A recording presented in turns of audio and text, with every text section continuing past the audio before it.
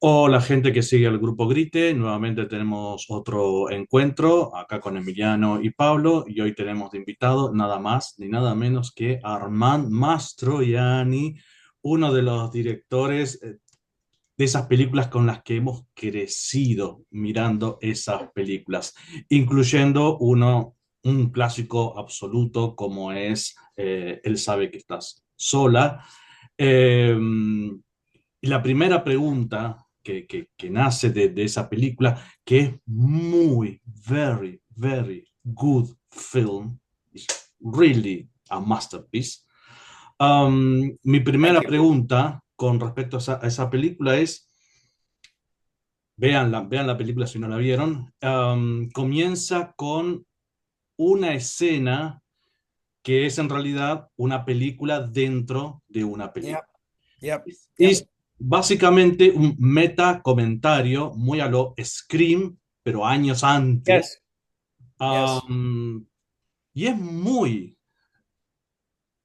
innovador para los años 80.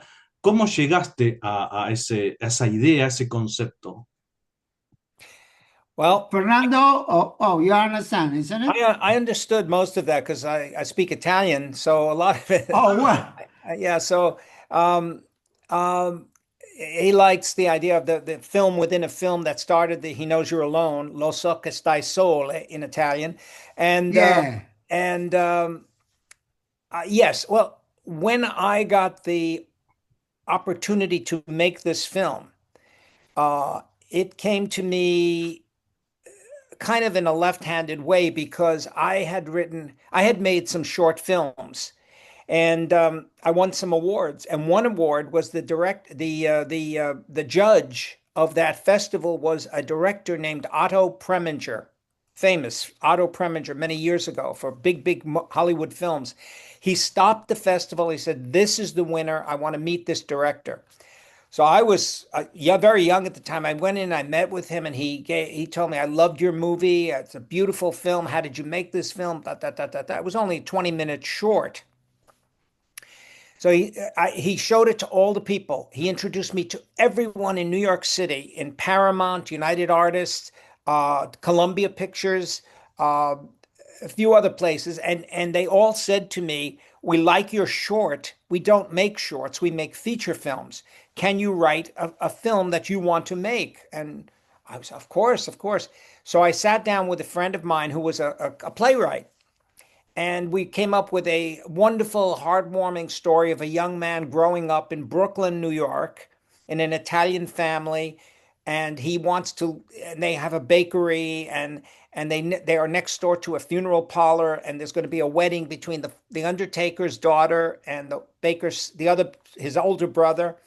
But he doesn't want to stay in that business. He wants to go away, and I used a metaphor of flight. He wants to become an airline pilot because that's what I wanted. I didn't want to be in my father's business, which was the jewelry business.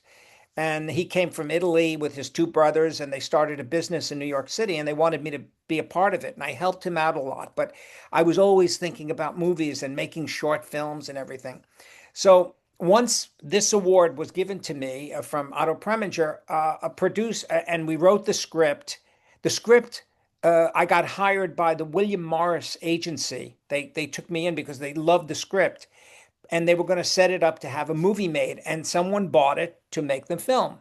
And the production manager who did the budget for that film, said to me, "Do you want to make a film, a low budget film, like a horror film?" And I said, of course I do."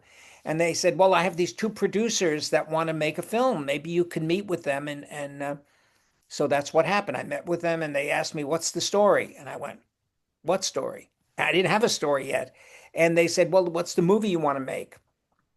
So I started to think about um, when I was in the Boy Scouts and I was a kid, I used to tell scary stories all the time about being alone in the woods, and you hear noises and someone's out there, and they were listening and listening, and I knew they weren't excited about it because they probably knew the story anyways. And then I went, "Wait a minute." But then we pull back, and that's on the screen in a movie theater, and the actual killer is sitting sits down behind these two girls, and eventually when they scream, he stabs them through the seat and kills them. Oh, we love it. We love it. So I went with my friend, another friend, and we wrote He Knows You're Alone, which was originally called Blood Wedding, like Garcia Lorca's play, but we changed it. MGM bought the movie. So that was the opening, and that really everybody liked that. In fact, later on, when I worked with Wes Craven, Wes and I are very good when he was alive. Of course, he was a good dear friend of mine, and we did a series together called Nightmare Cafe. And he Mhm. called and I said, "Listen, in Scream 2, I think it is, I want to use that opening of the killer in the theater sitting in the because I love that." I said, "Sure, go for it." And so that's what I love about movies and being movie filmmakers, that we share ideas with each other, and sometimes we complement each other or pay homage to each other by incorporating that particular scene or being inspired by something that you saw. Like everybody was inspired by the shower scene in Psycho. Everybody made a movie about a guy with a knife after that, including me. So and I must say, Alfred Hitchcock was a big inspiration when I was growing up, because he used to have the Alfred Hitchcock Hour on television, and the Alfred Hitchcock Presents, and there were all these little stories of suspense. And I loved suspense more than graphic horror, because I knew graphic horror was not real. They're faking it. They're not really killing somebody. The head is not really coming off. So I prized myself with dealing with more of the buildup, the suspense of the scene. How do you make a scene and scare people and then I said, let's put these people in very bright conditions and have it become scary. And so in the movie He Knows You're Alone, our characters put into series, like she goes to an ice cream shop, she goes to a bridal shop, she goes to all these different places, and she feels threatened. She feels like someone's watching her. She's alone. And the suspense keeps building and building. And gradually the film gets darker and darker and darker, so that by the end of the movie, it's all at night. And there's this horrible chase where her friends have been killed, and she gets in a car and she's driving, and he gets on top of the roof and he's trying to kill her. And it gets really intense. So I love creating that buildup in suspense more than being graphic, because suspense is something we all deal with. We can become frightened. You could be walking down a street by yourself at night and feel that there's somebody following you. That's scary to me. But a big monster coming down the street is, yeah, that's scary, but it's fake. We know it's fake. So, I mean, I think that film created actually that film started my career, because He Knows You're Alone, once it was finished, it was sold right away to MGM. MGM bought the film and opened it all over.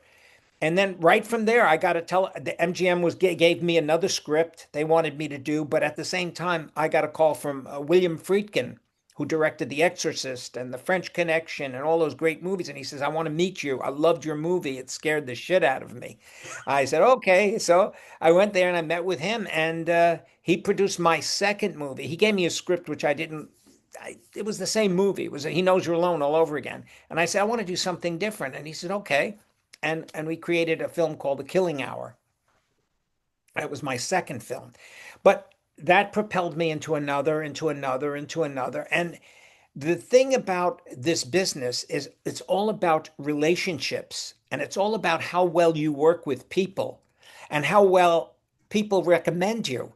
If you do a good job and you produce something that people like, they're going to want to work with you again. But if you become an artiste, and I'm not saying that's a bad thing, but I'm just saying, and you say, "I don't want to hear anything. Don't tell me anything. I don't want any of your ideas. It's my movie." It's that people start to shy away from you. They're not as interested.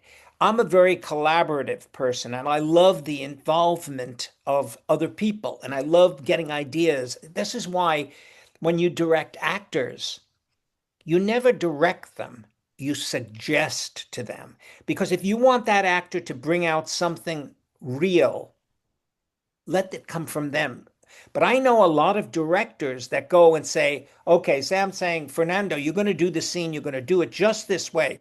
You walk in the room, you sit down, and then you speak, and then you pick up the drink. And before you take a sip, you point your finger and you say, la, la, la, la, la, and then you drink. Oh my God, that's crazy. That's all little pieces to do. Pero ¿no has encontrado actores y actrices que han esperado eso de ti?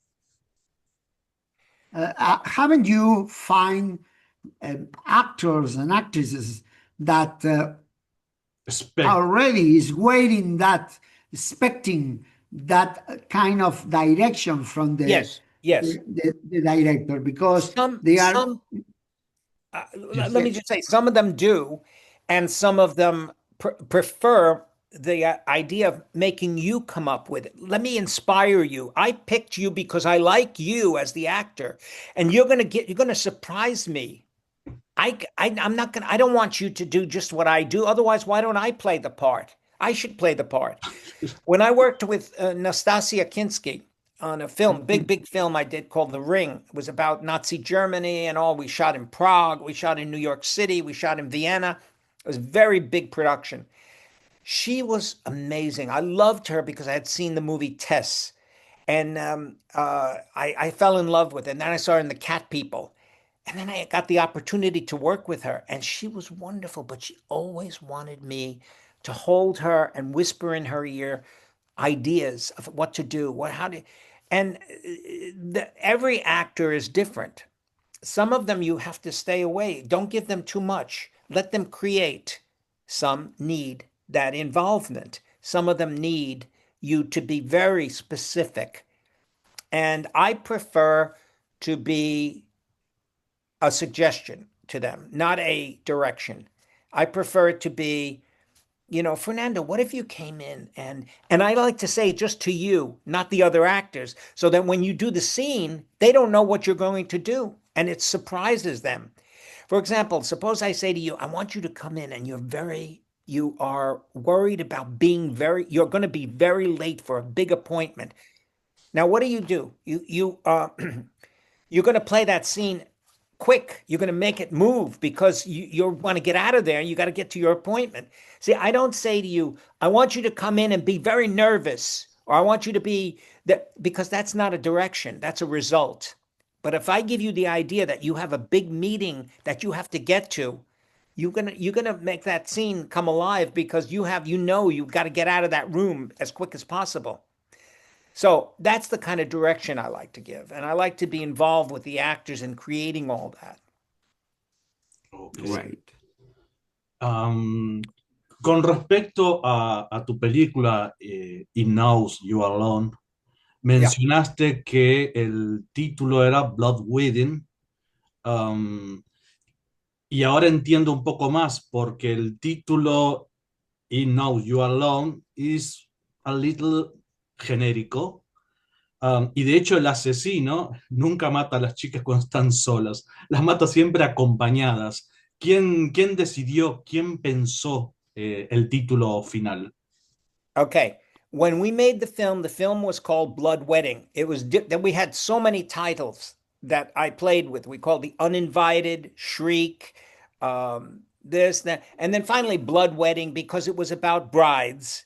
And we had the skull with a bridal veil over it, and we had the original poster. I have it somewhere here.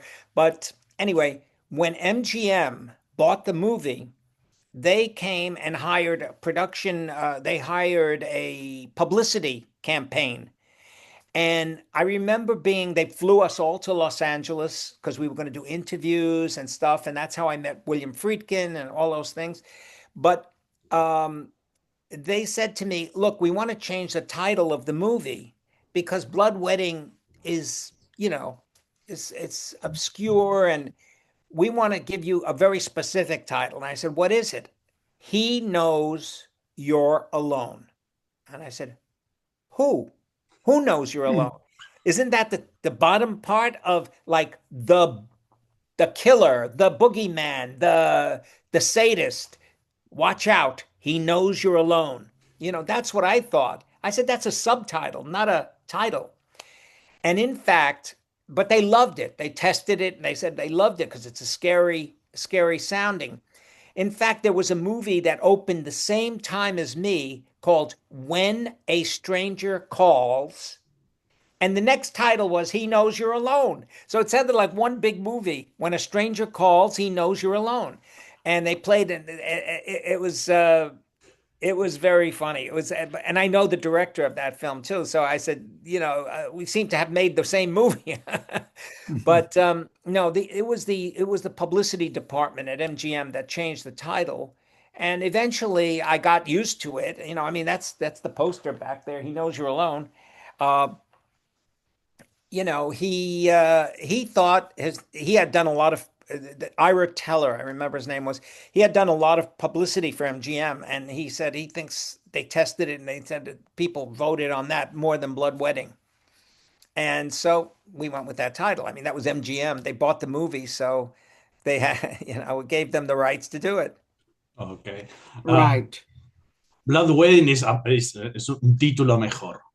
It's a better title, yes. Well, it is, but it's been used. You've heard it, Garcia Lorca, So, Yes, it's a very famous play. Yeah.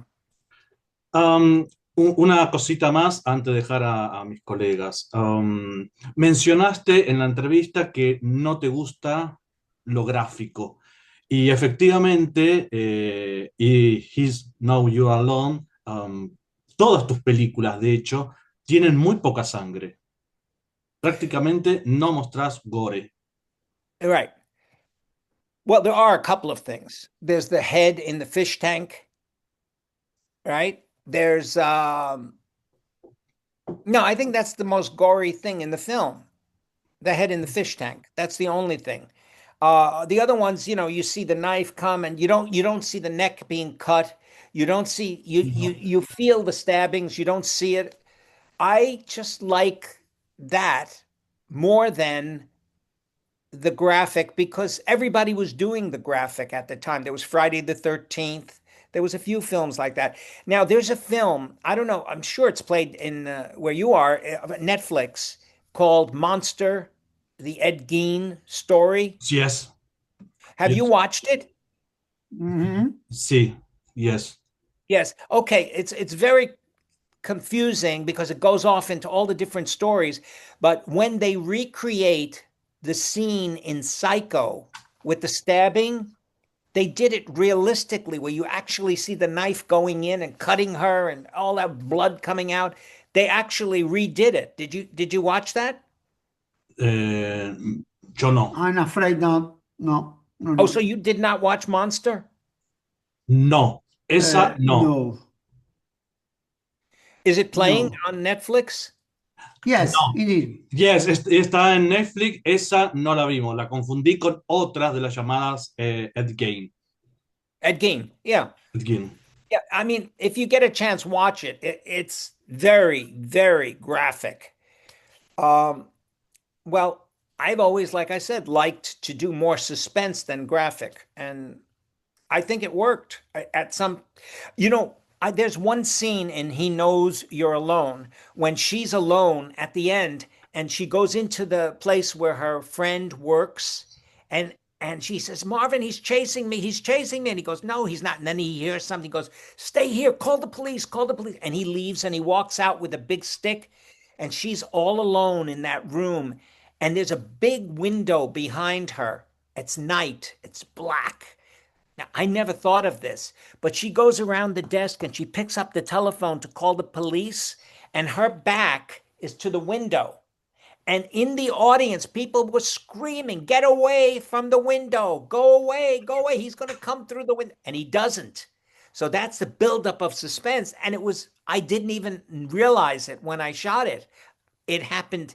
See, this is how people were so worked up by that point. They were terrified because he had already come on top of the car and he was chasing her. And now she's all by herself and there's this big dark window. And you think he's going to come right through the window. No. But he does punch through the window, the door later on, and grabs her around the neck and she stabs him with the knife. I mean, I used all those tricks to build up that suspense. ¿Por qué, Yes. por qué no muestras la escena en que muere el asesino al final de la película? Why doesn't Uh, why but does he die or doesn't he die? no. Why Fernando wants to know that you left to the imagination of the viewer what happened with the death of the killer. No, is not shown on the screen. That's We hear shots, but we don't see Yes, what happened with the killer. he falls, and she runs away. And he kills the cop. He stabs the cop, and then he falls back down or something. But she runs away. We left it ambiguous like that because it's so interesting. Over the years, people have kept asking me, why aren't you doing a sequel to He Knows You're Alone, the follow up, the whole follow up? And I just never believed that there was a sequel. I really thought, in my mind, I thought he died. He's a real man. He died. He's not a superhuman man, you know? He's not Frankenstein. Did you see Guillermo del Toro's new Frankenstein yet? Not yet.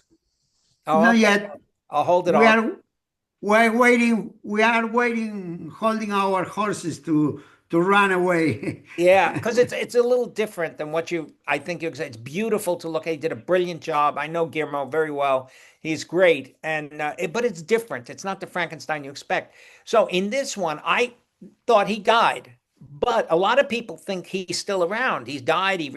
In fact, one of my friends recently, maybe a year ago, wrote on his own. He wrote a script called "He Knows You're Next." And I said, "Oh, okay." So I read it, and it's the story that he survived, and he now went ahead and he has a child. He got involved with a woman, and he has a child, and it's his son that becomes the killer. And I said, "Okay, I've seen that kind of movie too." And then I started thinking about an idea about they know you're next. They, meaning more than one person, right? And it's a story of a beautiful woman who lives with a young man. They share an apartment, and she starts going around picking up men and killing them. And he talks to her all the time. And the story really ends. I'll tell you, we'll go right to the ending. It's only one person. It's the split personality. She's half in her mind, she is a man and a woman, and one of them is the killer. And that's why I call it they know you're next, especially today where everybody wants to use pronouns if they are, he, she, you, me, they, them, you know. And I think that's more interesting because it's almost like Brian De Palma's Dressed to Kill, where Michael Caine dresses up like the woman and goes around killing people. But I love those kind of movies. That to me, I love that kind of story. So who knows? Who knows what's going to happen with this? All right. Emiliano. Sí, pensando en algo que decía Armand hace un momento, el comienzo de la siguiente película que Armand dirige, The Killing Hour, que la mencionaba hace un rato, también es un excelente ejemplo, tiene una secuencia inicial que es un excelente ejemplo de cómo construir suspenso. Son unos cuantos minutos a medida que pasan los créditos y demás, en los que prácticamente no hay diálogo y se suceden escenas intercaladas de crímenes que se cometieron por este asesino serial. Mi inquietud es que durante esta secuencia hay una escena donde se produce la muerte de una persona en una pileta. In a Una pool. escena Swimming fantástica. pool. Sí, In a swimming pool, yeah. yes. A mi entender, el uso del color es muy preciso, muy medido, y mi inquietud es si esta escena está pensada en relación a Cat People, de alguna manera, Oh, o sure. si es Yes. solo una Absolutely. influencia. Yes. Yes. Because I told you, we are all influenced by some of the movies we Yeah. have seen and other films. And I always thought about I love that scene in Cat People. But I always thought about even more. I said, what would happen if you were pulled under the water and your ankle, your foot, clamped onto something, and you could only get this far away. You slowly choke to death under the water because you're pulling yourself up and you can't go any higher, you know? So that's how that scene came to me. Es excelente. Es esa escena, realmente excelente, con muy poco, solamente con un par de esposas a swimming pool, y es una escena realmente brillante. Yes, a couple of handcuffs, the swimming Yes. pool, and the slight amount of power over the head. Just the whole scene is absolutely something to be remembered. And you say that this is, of course, this movie was produced by William Friedkin. And how was if any, the influence of William in this movie of yours? Okay. You have tight hands, open hands. Oh, What? oh my God, he was fantastic. Let me tell you what happened. We developed the script together, and we put on all the production people, the manager. Then he had a terrible heart attack, and he was in the hospital for a long time, for maybe 4 or 5 months, and he couldn't continue with the picture. And what he said, I give the script to Armand, and if you can get it set up immediately with someone else, do it, please, because I can't do it now. And so the people who did He Knows You're Alone made a lot of money from MGM. So they said, we're going to do it. We want to do it. We want to do it. So we did it with them. But when we wrote the script, William Friedkin, I call him Billy because that's what he wanted me to call him all the time. And he was so nice. He would call and say, Armand, what do you think about this? And what do you think about that? And I would say, well, I see it like this. I see a scene on the rooftops where she's running through bed sheets at night, and all these sheets are flapping, and you think the killer is going to come out at any moment, and he doesn't, but at the end he does. And he loved all that. He was very supportive, and he would always tell the production people, I want you to do what he says. He's the director. You listen to him. He has the vision. You follow his vision and try to give him everything he wants. Billy was fantastic. Great. Excellent. The Killing Hour es un thriller excelente, muy bueno, pero más allá de ser a thriller film, es también un comentario sobre el rol del periodismo, sobre el rol de la televisión, sobre la ética de qué contar y qué no contar, qué mostrar y qué no mostrar. Y sale de un director como tú que prefiere no mostrar sangre. Entonces mi pregunta es, ¿cuál es tu opinión sobre los medios de comunicación y sobre lo que muestran? I think I've got most of that, but Pablo? Fernando said that Killing Hour is a superb thriller that at times seems to venture into the ethical boundaries of the journalism and the mass media in general. Right. So we inquire you as to your views of the limitations of the mass media, and how do you feel they ought to be portrayed on screen, according to previous statement that you prefer the suspense, not to show, just to be complice with the viewer, and this kind of stuff we are discussing already. Well, to me, the story was about the killings. There was a serial killer, but the irony was that the killer was using the murders to foster his own career because he was a television talk show. And what he did was he used the friendship with a cop to make it look like he was getting information where he knew everything because he was the killer. But I wanted to play with the arrogance and of journalism and the kind of things that goes on where people will do anything for a story. Some journalists will go to great lengths to embellish an event, to make that event more horrific or more intense than it needs to be, just for the sensationalism of the story and making the story hot, rather than just something you've done, you know. And so I thought the fun would be that one is playing the other, because the cop really doesn't want to be a cop. He wants to be a comedian. He wants to go on stage and he's not very good. And he uses the friendship with the killer, who is the Perry King character, to say, maybe you could get me an audition. Maybe you could help me to get on the stage and do my act. Oh, yeah, I'm going to talk to him. I'm going to talk to him tomorrow. But in the meantime, he's got his cover. How do you know about the killings? Well, my friend is telling me, the cop.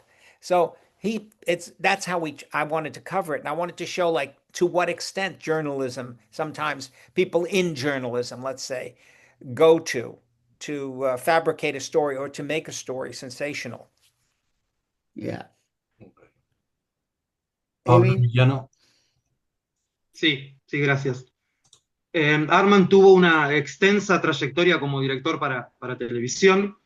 Su primer crédito como director en ese medio fue para la serie de terror de culto Tales from the Dark Side. Mi pregunta sería cómo llegó a esta serie, a dirigir episodios de esta serie, y si tiene algún recuerdo que comentar de esa experiencia. As you previously said that Tales from the Dark Side, yeah. Tale of the Dark Side were your first work for the television as director. And how, Emiliano say, did you come to direct such a beloved show? And do you have any memories or recalls Sure. from the time that stand out to you from those shows? Well, George Romero, who was the producer of the show, had seen He Knows You're Alone, the Supernaturals, The Killing Hour, I think, and he called me and said, "You want to work on we have a very, very low budget show, very, like, we have $2 to make the show." I said, "Oh my God, okay." I love making movies, so I don't care. So they called, and I went to do a show in New York City, which was the first one, with Farley Granger and Lou Jacoby and Peggy Cass.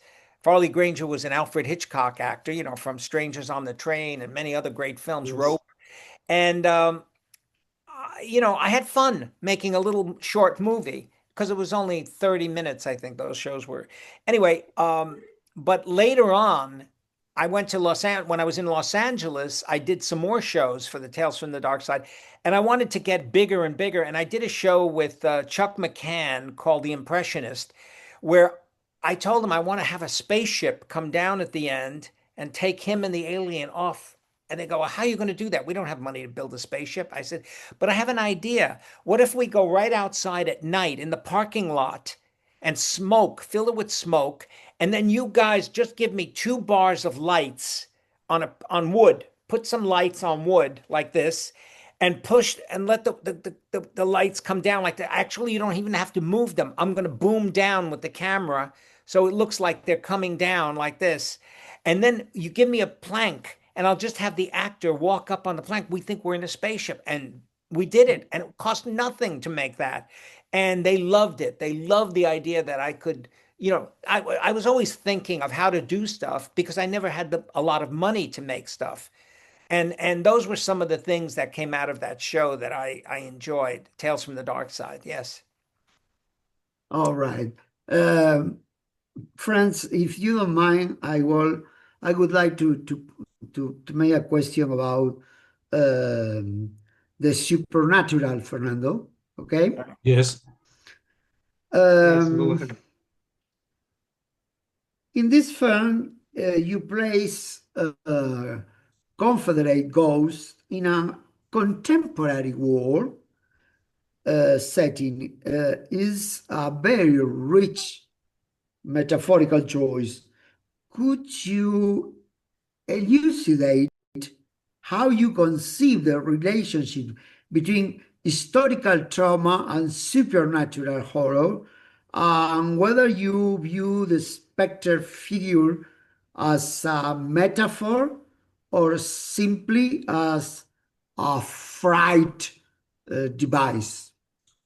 Okay. First of all, the script came to me. It was written by Joel Swanson and Michael Murphy. And their idea was to take something that had happened historically in the Civil War, an incident that they created about these people having to march across the field and being blown up by the captain and the Union soldiers. And then later, the spirit of those dead dead soldiers come back to haunt because evil never dies, and retribution was, they were murdered and they want to come back and enact retribution on the people that are there now. So I'll give you some symbolisms here. When we did that, I said to them, we went and we shot up in a big vast fields up in Calabasas and all that. I did two things. I remember the movie The Thing, the original movie, The Thing, with James Arness, and the black and white Howard Hawks movie.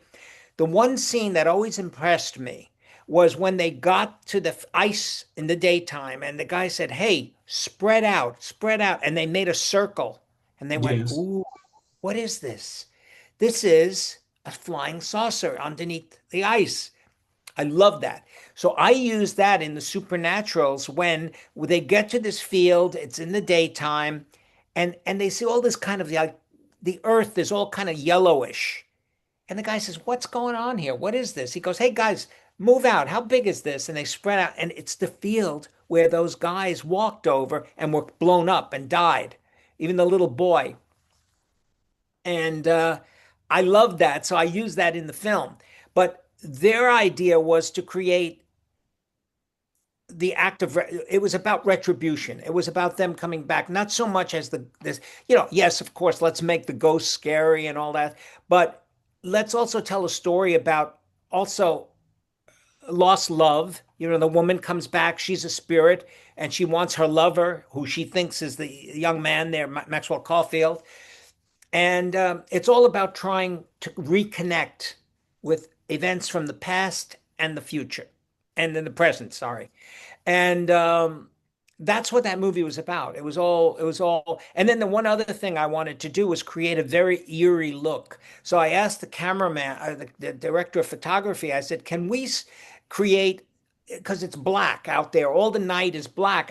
You lit up the trees. I could see all the trees, but the sky is just black. I would like it to be deep colors like purple and blue and weird colors. So what we did is we hung a huge silks across the background, and they put lights behind it with different color gels in front, and the sky would change into this deep purple before the ghosts would come. I like that effect. Oh, It's just Great. visual stuff. me recuerda un poco a Mario Bava, el Yeah. uso Sí, color. el Um, giallo. Well, The volviendo. Killing Hour is like a Giallo film. The Killing Hour, Yes. which they want to do, they're calling me and they want to release it in France again. And there's a couple of companies we're in the process of they want to re-release it. I'm going, really? But they want to. It's like a Giallo, really. Mhm. Yeah. Absolutely. Yeah. Yes. But Yes. I'm Yes. sorry I interrupted your question. No, No, no, no. please. Volviendo a tu trabajo en televisión, has dirigido varios episodios para la serie de terror Friday the 13th, The Series. Dirigiste 8 capítulos muy buenos quería preguntarte cómo llegaste a esa serie y si tienes algún capítulo favorito. My Wife as a Dog es Oh, really? You like that one? excelente, es Oh, excelente. yeah. Pero bueno, queremos saber si tienes algún capítulo favorito y cómo llegaste, Yeah. cómo te ofrecieron la serie. Yes. Yeah. Sí, He said he likes that one the best. My wife has a dog. And how did you come to make that one? Or how did that come to be? No, Fernando is asking about your experience working in the Friday the 13th series, Yeah. and and there is many Yeah. episodes that Well, are we consider it as short of brilliant. So, if do you have any particular favorite about among them, and uh, why, and how do you get to be involved in the project? okay. Again, I was called because of the films I had made, the Supernaturals, and they called me and said, "Look, we really love your work and all that stuff. Can you consider coming to Toronto and directing just one episode?" And I said, "Yeah." But then they said, "Are you in the Directors Guild?" And I said, "No." And I said, "Oh, you can't." And I said, "Oh, well, I'm not, if I join the Directors Guild, I'll never work again." So, because I said, everybody was doing independent films with me. So I called the Directors Guild and I said, "Can I do just one show, just one? And I won't work, and then I won't do any more." And and they said, "Well, we don't like to do." But then he finally said, "Okay, we give you dispensation to do one show. That's it. But if you want to do another one, you're going to join automatically." I went, "Okay," because I know I'm only going to do one. So I went up to and they were wonderful people. In fact, the producer is Guillermo's producer now, Miles Dale. He produced Frankenstein, The Shape of Water, and I know him very, very well. I'm very good friends with them, and I'm very good friends with the main writer of Friday the 13th, the series. And I went up to do a show called Better Off Dead. And I said, "I'm going to make this as scary as I can. I'm going to make it and it was all about a doctor who had a little girl, like the girl Linda Blair in The Exorcist, who would go through these fits. And she needed this. I mean, it was ridiculous. She needed this serum that he could only get when he put a needle in somebody's neck and pulled it out of them like that. And he gave it to his daughter. I mean, think about diseases and things like that. But no, it was just. But anyway, I did that and I made the needle extra long. And I remember Frank Mancuso saying, "I love this episode. It's so great. It's great." He said, "But I can't show it because my mother saw it and she went nuts. She went, she was screaming." So it's the only episode, it's the first episode that at the beginning they put, "This episode is very intense, contains material that might not be suitable for children," at the beginning. They never did that before. But anyway, I did that episode. I had a lot of fun making it. And immediately they said, "You're going to do another one." I said, "No, I can't. No, no, no, no. You're going to do another one." And that started. And I did. I forgot how many. And then while I was there, they put me on the other show. They were doing War of the Worlds. They were doing that too. And I did those. And I did the Friday the 13th. So I did a lot of them. And some of my favorites, well, My Wife as a Dog was almost like a comedy, was a joke. And I kept coming up with ideas and they loved it. And so we shot that one. But the one I love, the Night Prey, about the vampire who has his wife tied with her hands like this under a veil in the basement of his place, and he goes out and picks up these young girls at night, these young prostitutes, and brings them, and he says, "She needs you more than I," and he pushes her close and holds her while the girl is getting frightened, but the wife comes on, opens the curtain and she wants to, she's going to bite it. It's very sexual, but at the same time he's watching as his wife feeds on her. And I had the idea of doing this and playing this kind of classical music underneath it to make it very, again, inspired by, what was The Hunger, that movie, The The Hunger. hunger. yeah. The Yes, with hunger. Susan Sarandon and Catherine Deneuve. With the liver, yes. Yes, and I also loved having the vampire come up to the window and scratch like he's floating outside the window and scratching at the window for them to open the window for him to come in. I love that. Like the Salem lot, yes. Yes, Toby Hooper, who was my very dear friend, and that another image that I wanted to use. So again, filmmaking is paying homage and being inspired by other filmmakers and paying homage to them. And just like Wes Craven said, I want to use the scene in the He Knows You're Alone in Scream 2. I want to use that. I said, fine, definitely go for it. We kind of pay homage to each other.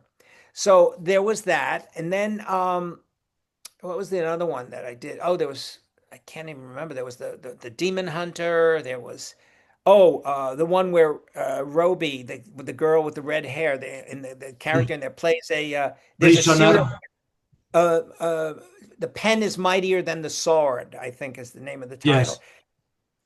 And he's a serial killer and she's trying to find out. I mean, there were so many stories like that, and I enjoyed that because each one was different.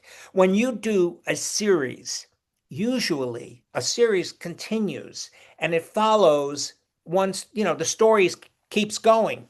But this was different because you had the three characters, but each week it was a different story, a different item. Mesmer's Bauble with Vanity, where the guy wanted to become her and he goes inside her body.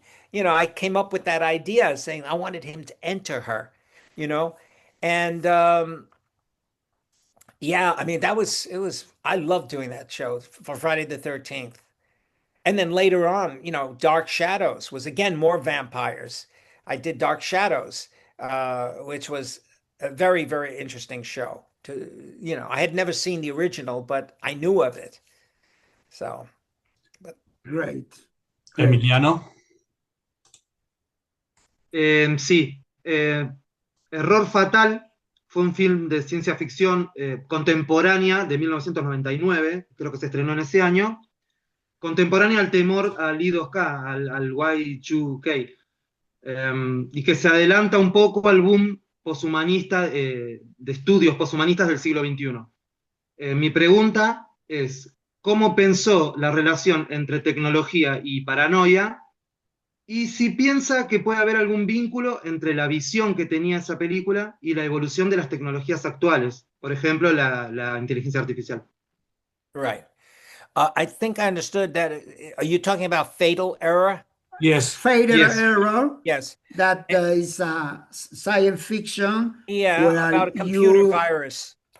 Yeah, yes, the Y2K. Yes. And Emiliano actually wants to know that how do you approach the relationship between technology and paranoia, and if you do believe there is some connection between the first vision over there back in the time and the evolution of modern technology, in example, the AI or whatever. Well, AI didn't even exist when I made that film. And Of course, certainly not. Yeah. But it was something that was interesting because the writer of that book was called Reaper, the book. He wrote The Social Network about, the story of Zuckerberg, who started Facebook. And he's terrific. But, we played with the idea of how, today we communicate like we're communicating right now through a computer. And look at technology. Before, years ago, you'd have to telephone and do a telephone call with someone. You couldn't do this, what we're doing. This is advancing. So we were talking about how far has the computer advanced at that time. Now, that was years ago. And he came up with a concept that the computer could be used as a weapon to kill people, that they could send this virus through the screen and calcify people. Now, of course, that's not true, but I wanted to create something that led you to think of, my God, what happens if this could happen? not, of course, this can't happen, but if it could, what would happen? And how could people take control of us? And today, you hear about so much that even through our cell phone, I mean, you're being tracked, you're being listened to, they know where you are, so that paranoia of don't you're not alone. They are still watching you. Um, Yeah. was always present in my mind when I made it. Yes. Indeed, Emiliano. indeed. En comparación, es mucho más extensa su producción en películas y en capítulos de series para televisión que en producciones cinematográficas. Ha dirigido mucho más para la televisión que para la pantalla grande. La pregunta sería, ¿hay algo de su experiencia como realizador en cine que se pueda destacar como influencia en su trabajo posterior en televisión? Yes, Emiliano said that in comparison, your work far more in television than in cinema. Yeah. Is there perhaps, Emiliano tried to find, is there something from your experience in the world of film that you feel that has influence in your work in television, the film to television, or even vice versa? Yeah. I treat every project the same way.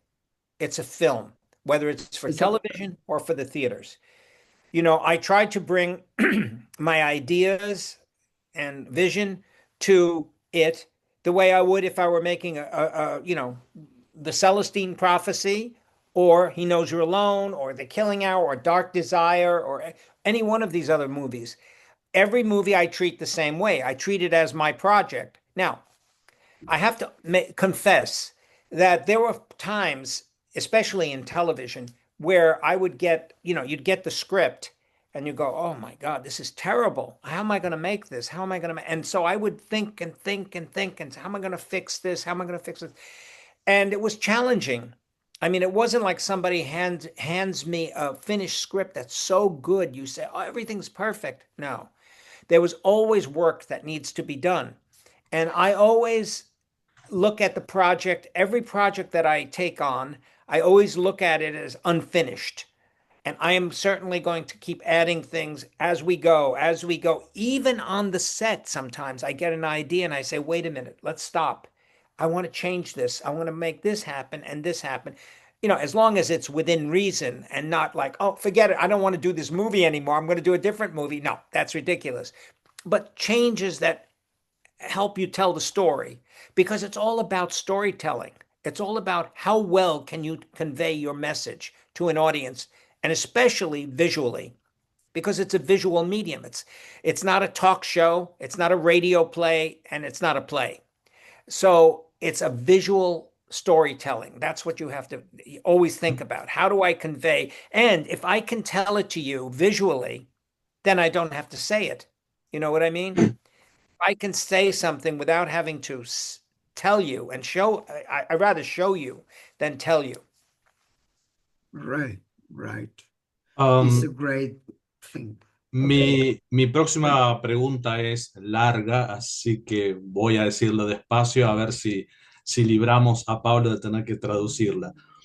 En una de tus películas televisivas, Come Dine With Me, Yeah. A delightful comedy, Yeah. you work with Pamela Anderson, Yeah. y ella es el personaje más inteligente de toda la película. Es very smart. Y hiciste esa película en una época, en un momento, en unos años, en que Pamela Anderson no era considerada. Eso me lleva a pensar que en todas tus películas, todas, desde Él sabe que está sola hasta Black Widow, todos tus personajes femeninos son muy fuertes, muy inteligentes, y siempre se protegen entre ellas. Al final de Black Widow, la protagonista se va con su amiga en It Knows You Are Alone, esas chicas están juntas para reírse, para darse consejos, para ayudarse. Hay algo muy protofeminista en tu trabajo, o por lo menos personajes femeninos que son muy fuertes, empáticos e inteligentes en comparación con los masculinos. Quería saber cómo concebís a estos personajes femeninos. ¿Se entendió la pregunta? I understood most of it. I just want to be clear that you're asking me, how do I deal with the feminine? The Pablo. main idea, if I may, yes. Thank you. In this film, Come Dine With Me, Pamela Anderson wasn't the Pamela Anderson Right. that after, no. But Fernando make a transition from the very beginning of your work to the very end. So, and he tried to follow a path connecting dots where your female characters appear to possess a unique intelligence and empathy to surpasses that of their male counterparts. Women, it seems, are often seen protecting each other, gathering a circle of self-protection. And the question, if I might inquire, how do you approach the crafting of such strong female characters, or if they are connecting with some kind of proto-feminism or something like that? Okay, that's not the prerequisite for me, but what is, I always felt that a lot of the films, especially the horror films, play a female character as a total victim, totally as the victim, and always afraid and all. Yes, they can be afraid, but they can also be strong, because I find that more interesting. If you are going to fight someone back, you have to show some kind of strength. If you have to be intellectual, if you have to intellectualize how you're going to deal with someone, you have to figure it out. You have to be able to communicate. So I always thought that it was more interesting to find female characters that are not stereotyped, that are not the ones we expect them to be, that they're a little bit different, they're a little stronger. And yes, some of them might be bad, some of them are good, some of them might even die. But I think that at least we follow a journey that's interesting, and we see ups and downs, we see strength, we don't always see weakness, we see strength. And I think that that's interesting to me. Ok. All right. Y si puedo preguntar cómo fue trabajar con Pamela Anderson y cómo fue trabajar con Tom Hanks en su debut como actor. How was it working with Pamela Anderson, and how was it working with Tom Hanks? Yes. Okay. Yeah. Pamela was absolutely a lot of fun. She was so nice. And I kept saying, I want you to play, instead of being the dumb blonde, you see, the expression is the dumb blonde. And I'm going to Indeed. sneeze. Uh, sorry. Bless you. Thank you. I wanted her to be the secretary to Mike Hammer, and I wanted her to figure more out than he could, because he was dumb. I made him dumb, and I thought that was funny, because it was a comedy, more of a comedy than anything. And she was lovely. She was absolutely lovely to work with. She was always like, Armand, like very, very, very eager to play, the part. And she loved the idea that she would wear like men's jackets and stuff like that in the office. She loved that, because it's not usually what you expected of her. Tom Hanks, on the other hand, was completely different. I met Tom Hanks in a casting session. I was having lunch and he stuck his head in. He says, "Excuse me, I'm early. Do you want me to sit outside?" And I said, "No, no, come on in." And he sat down and I was eating my sandwich. And I said, "Oh, are you hungry?" And he says, "Yeah, thanks." And he took the other half and he started eating it. I went, "Wait, I was going to go inside and make you something." So we started talking, and I found him to be so nice, such a great guy to talk to. He had such a great personality, but he had no film experience, nothing.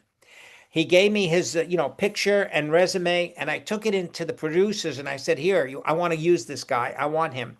And they look, "No, he's nobody. We don't forget it. Forget it. He's not even in the Screen Actors Guild. We can't use him." But eventually I prevailed and I got to work with him. And he was so, so nice, so much fun.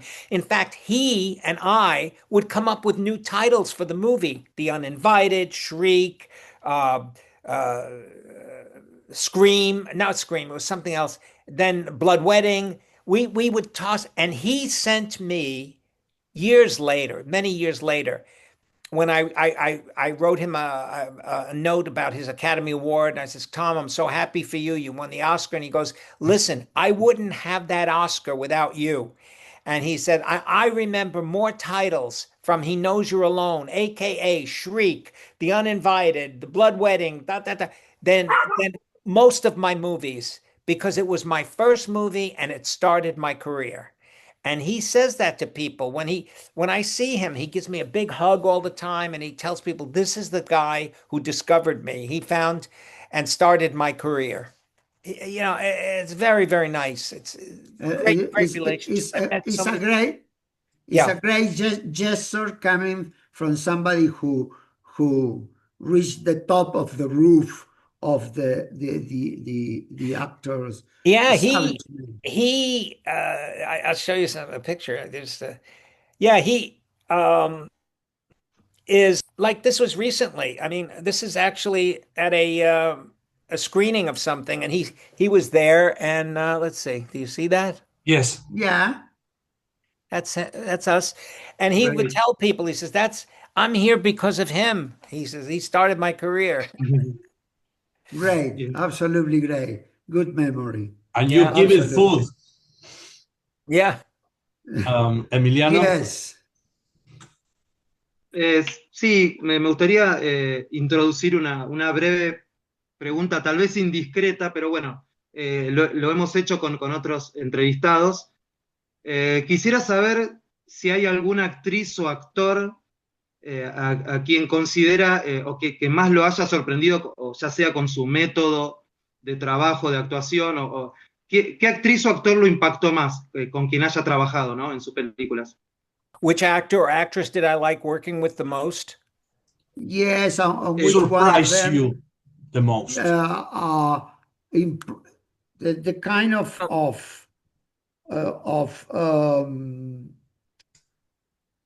they Impact. have a yes the way the acting, the approach to the acting, the method or not Uh, method or whatever. I've If worked with there so is many. any that you say, oh, this he Is the got best, something or or, she or got not the best necessary. We are not gossiping, but we would like gossip, of course. well, as I told you, I've worked with so many different actors, and each one has their own specific way of acting.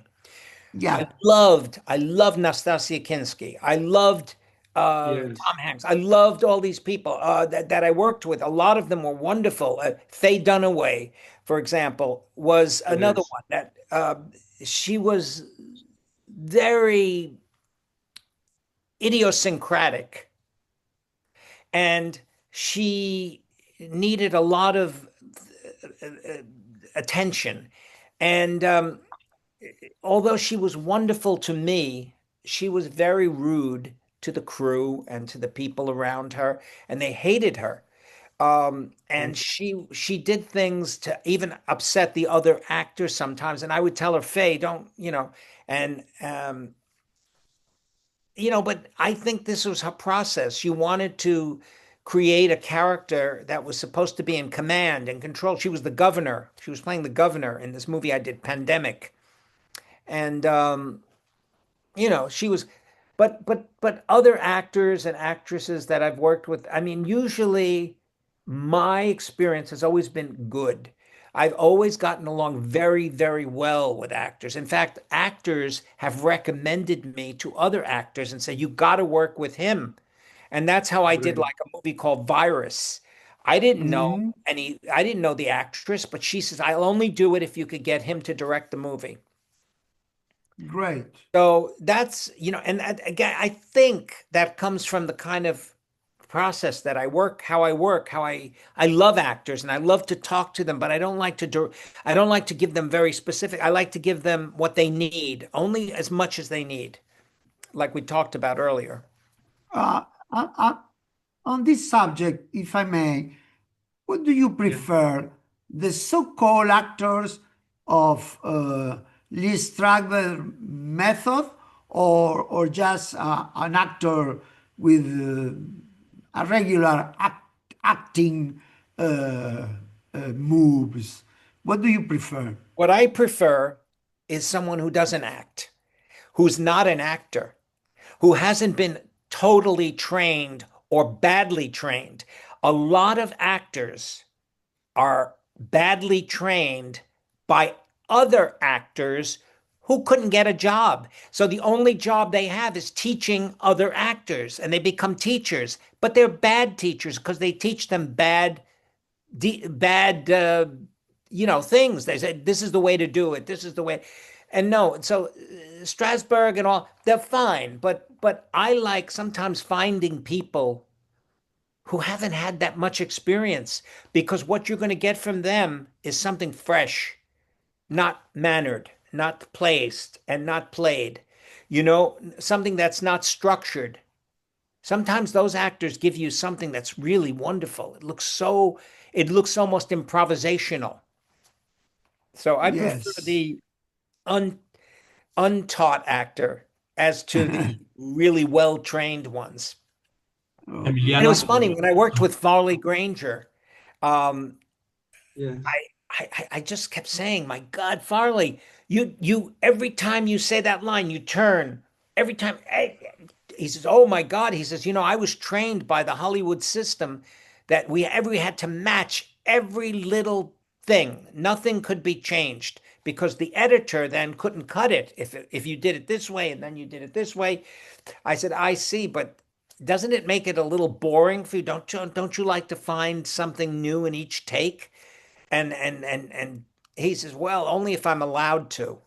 So you could see how he was restrained, but it worked for them in those days. Yeah, indeed. Emiliano.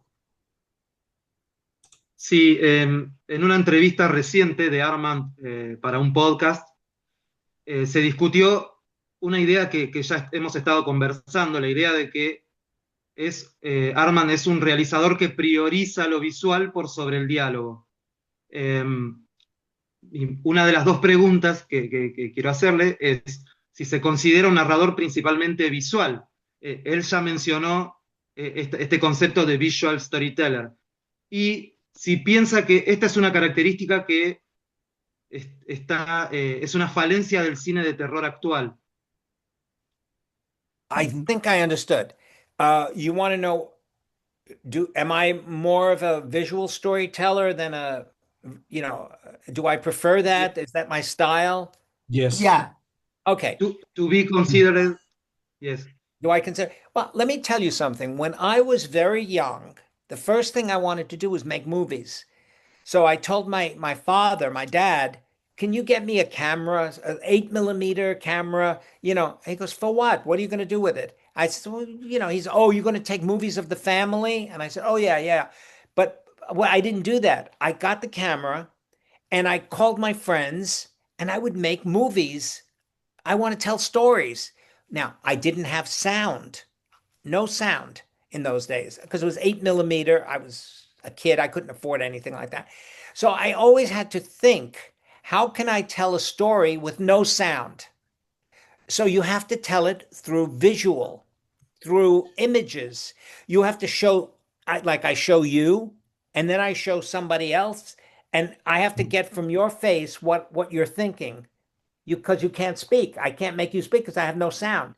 And so or I get you up and I make you walk around the room and out. It's things like that that involve the audience in your imagination, in what's going on in your head. So I became a visual storyteller because I couldn't use sound.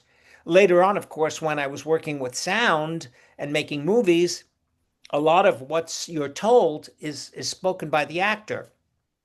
And I always prefer, again, I said this earlier, to show it and not tell it if I can.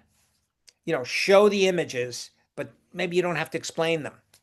The worst kind of writing, when you write a script, is you see a scene between the two of us, and you tell me that you went and say you killed somebody and you confess to me. Okay? Now, the next scene, I see you going, or me going and telling somebody else, do you know, Emilio just told me that he killed somebody. Well, the audience already knows that. You have to find a way of jumping to the end of the scene where you're sitting there and go, he told you this already, so that you don't have that repetition. You see, that's bad screenwriting, when you have to tell it and show it and tell it and show it, the same thing.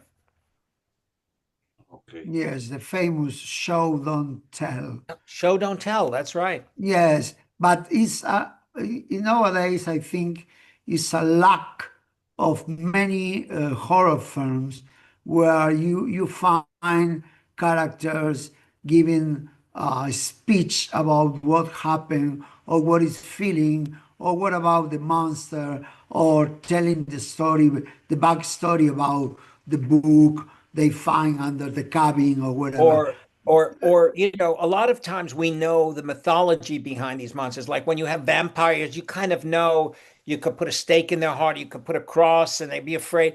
But when you create a new monster, how do you tell the audience the story? How do you tell the audience? How do you deal with this monster?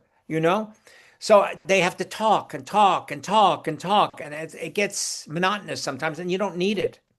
Sometimes Yeah, you don't need it. absolutely. All right, folks. I Ma- think this is our last question, isn't it? exacto. Mi última pregunta para Armand, si me permite volver a algo que comentábamos fuera de la grabación sobre qué estudios deberían contratar internos para trabajar en las películas y la idea de qué es lo que se puede hoy enseñar en una escuela de cine. ¿Qué considera que se debería enseñar hoy a la gente joven en una escuela de cine? Okay, explain that one again. Did you get it? Well, okay. I got some of Fernando it. said when we are out of the record interview, you have the grace to share with us that when you start a movie, you call the producers and said, go to the directors or universities and go try to some interns to be trainee in the work Yeah. of film making. Yeah. Fernando said that and you recall that actually you haven't got a filmmaker degree, so you learn on the go, and that's maybe the best way of learning anything. And absolutely, under my humble point of view. But anyway, Fernando said that considering your personal experience in this subject and your the way you help new generations to incorporate to the industry, giving a place just even to watch and learn, what do you think it should be taught at the filmmaking schools and stuff. or Well, I don't believe in, I mean, schools can only give you so much. They can teach you what's in the books. The best experience is being on the set. And I was privileged when I was in school. I snuck out of school and I went on the set of this movie. And this director told me, I said, please, I want to make movies. Can I just watch? Can I watch? And they grabbed me and said, you can't stay. He says, no, you're with me. And 3 days I sat next to him. Do you know who that is? Coppola. Coppola. The Godfather. Coppola. The Godfather. Me. Dear And that's Lord me over there with the heaven. mustache. Yeah. Years ago on the set of, Yeah. I don't know if I could, are you seeing this correctly? Right there. Yes, yes. Perfect. Yes. Yeah. And he said, I watched him direct Marlon Brando, Diane Keaton, Al Pacino, the wedding scenes of The Godfather, everything. I was there for all of that. I loved it. I was so excited to be part of it. And I said, when I make movies, and I'm going to always allow students and people to come in because this is the best experience. And I watched him. He had me sit next to him by the camera with all those people there. And he would, the scene when Al Pacino, they're at the wedding. You watched The Godfather, right? You remember? Yes. The Godfather?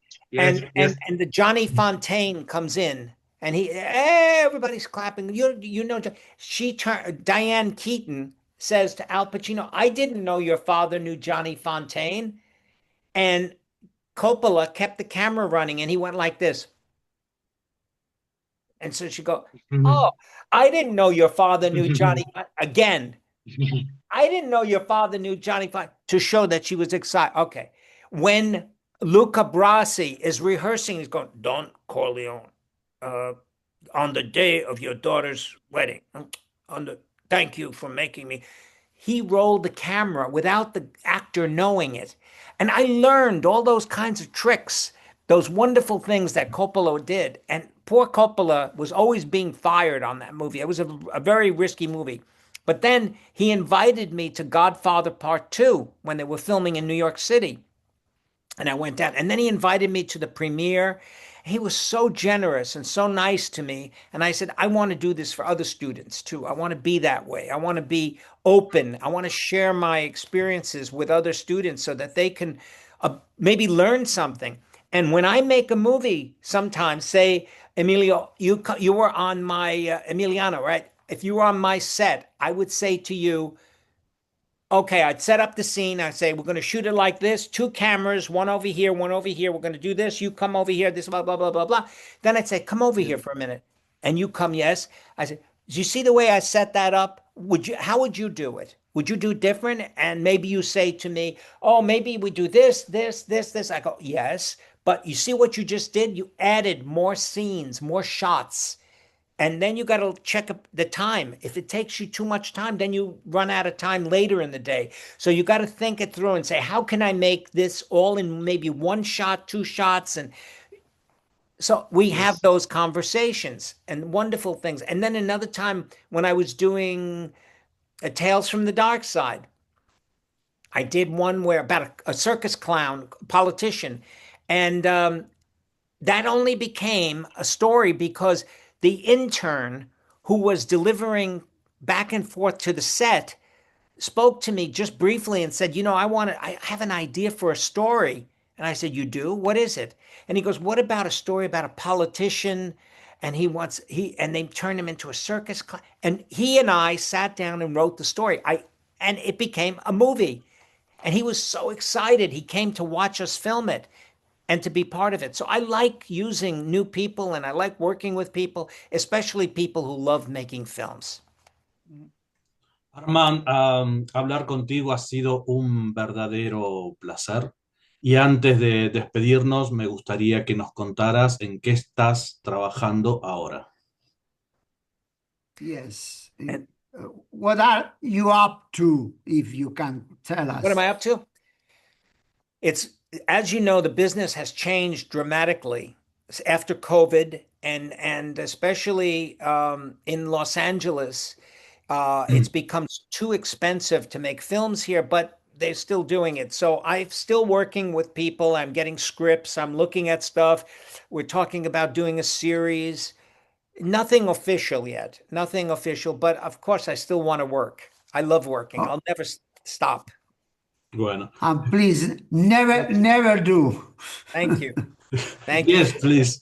Um, Yes. de You, verdad, hablar contigo ha sido un placer. Ha sido un honor para nosotros poder hablar esta hora y media.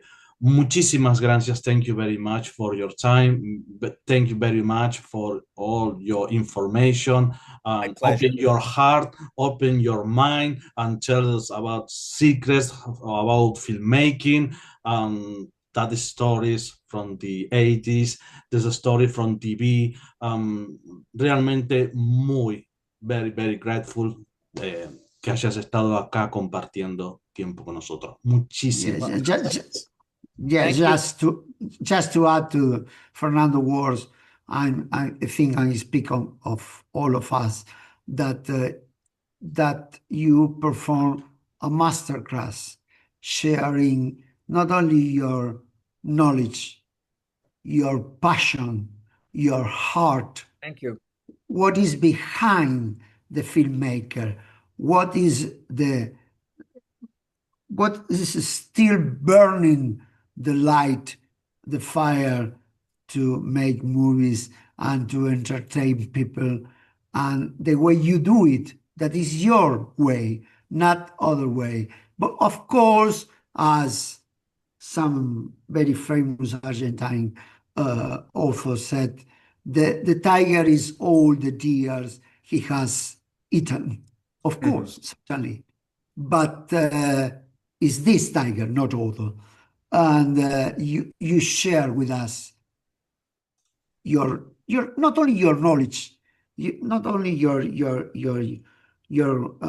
way of being such a good man. I Oh, thank may you. take the risk. You share much more than filmmaking. You share a masterclass with that, of course, from the people of Grupo Grite and the audience. We really appreciate your generosity, your time, and your kindness. Well, when it's something that you love and it comes from your heart, you want to spread it around and give it to everyone. Indeed, indeed. It was my pleasure, and thank you so much. I really appreciated this entire conversation. It was really good. We grew up watching your TV shows.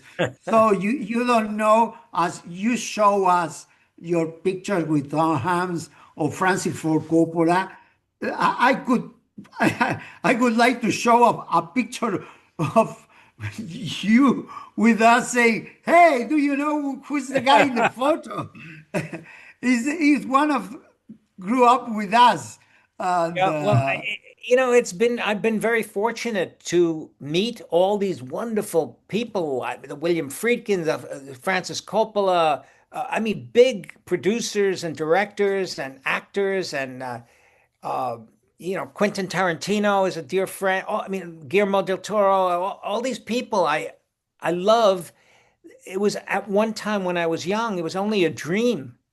Imagine going on a movie set. Imagine watching a movie being made, and I got to do it. So I feel very blessed. and how did you do it, sir? How Thank did you. you do it? That's the story. Thank you Yeah. very, Thank you. thank you Thank very you very much much. indeed. Thank It you. was a really pleasure. Yes, Thank you. Thank you for communicating with me and having this happen. And I appreciate it very much. thanks. And hopefully you're going to show this on YouTube or something Yes, Yes, in in the in United a States couple of too. weeks. in a month. In a month. Oh, Oh, so will it be available here? Yes, Oh, send of me the course. link. yes, Send me Yeah, the yeah, of sure. course, Okay. certainly. Great. Emiliano is our editor, All right. so they put all the stuff together, and then we upload to the YouTube where is the other interviews we have been doing. All Well, right. thank you, Fernando. Thank you, Pablo. Thank you, Emiliano. My No, pleasure speaking with you. thanks Nice to to you. meet you all, finally. Thank you. Okay. Bien. Bye bye. Bye Ciao. bye. Ciao. Thank you Bye. very much indeed. Bye-bye.